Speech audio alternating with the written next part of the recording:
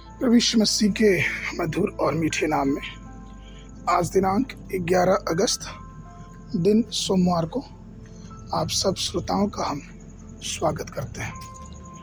आज के दिन के लिए जो वचन है वो लिया गया है पहला थिस्सलुनीयों की पत्री उसका 5 अध्याय 17 पद। वचन कहता है, निरंतर प्रार्थना में लगे रहो। प्रियो, आज के मनन का जो विषय है वो है निरंतर प्रार्थना करें। परमेश्वर के सेवकों ने अक्सर प्रार्थना की तुलना सांस लेने या फिर हृदय की धड़कनों से की है। जिस प्रकार सांस लेने से हृदय की धड़कन रुक जाती है, उसी प्रकार से जब हम और आप आत्मिक जीवन में प्रार्थना करना बंद करते हैं तो हमारी भी धड़कनें, हमारी भी आत्मा सोने लगती है, अर्थात हमारी आत्मिक जीवन का पतन की शुरुआत होती है। लुका 18 के 1 में यीशु मसीह ने स्वयं कहा है, फिर उसने इसके विषय में कि नित्य प्रार्थना करना और यहाँ न छोड़ना चाहिए, उनसे यह दृष्टांत कहा। अर्थात यीशु मसीह ये चाहते हैं कि उनके लोग, उनके अनुयायी निरंतर प्रार्थना करते रहें। अब आप ये सोचेंगे कि कैसे बिना रुके प्रार्थना कैसे करें। परमेश्वर के दर्शन के खोजी बिना रुके कैसे हो सकते हैं? कैसे हर समय अपनी आंखों को उन पहाड़ों की तरफ उठाए जहां से हमारी सहायता होती है? ये कैसे मुमकिन है?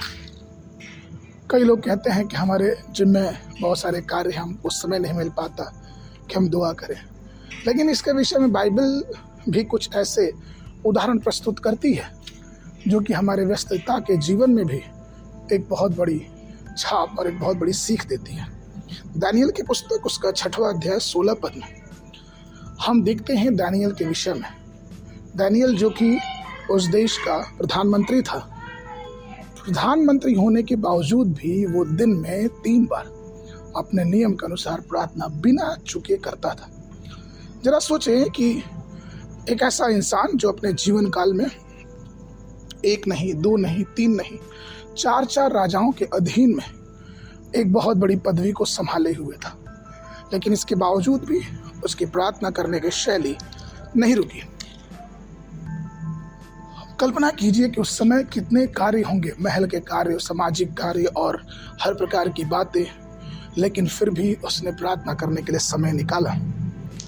कई बार हम प्रार्थना को मौखिक प्रार्थना से जोड़ते हैं। यह सच है कि हमें हृदय खोल के बस से प्रार्थना करना है, लेकिन इसके साथ साथ ये भी सच है कि हमारी आत्मा का जो जोड़ होना चाहिए वो प्रभु की उपस्थिति में होना चाहिए। भजन संहिता उसका 1 अध्याय 2 पद कहता है, वो यहोवा की व्यवस्था से प्रसन्न होता और उसकी व्यवस्था पर रात दिन ध्यान करता रहता है। प्रियो, यहाँ तक कि प्रेरितों के काम उसके 10 के 2 पद में कुरनेलियुस के विषय में भी कहा गया है कि वो निरंतर परमेश्वर से प्रार्थना करता रहता। अर्थात अपने व्यस्त जीवन में भी हम प्रभु को समय दे पाए, ये हमारे लिए बहुत आवश्यक चीज़ है। अगर हम प्रभु को प्राथमिकता देते हैं अपने जीवन में, तो ये संभव है कि हम प्रभु से प्रार्थना करते हैं। हम उसके लिए तैयार हैं। इसलिए प्रियो, आइए हम अपने जीवन में परमेश्वर के प्रति अपने जीवनों को थामे रखें और प्रभु से दुआ और प्रभु से प्रार्थना करते रहें।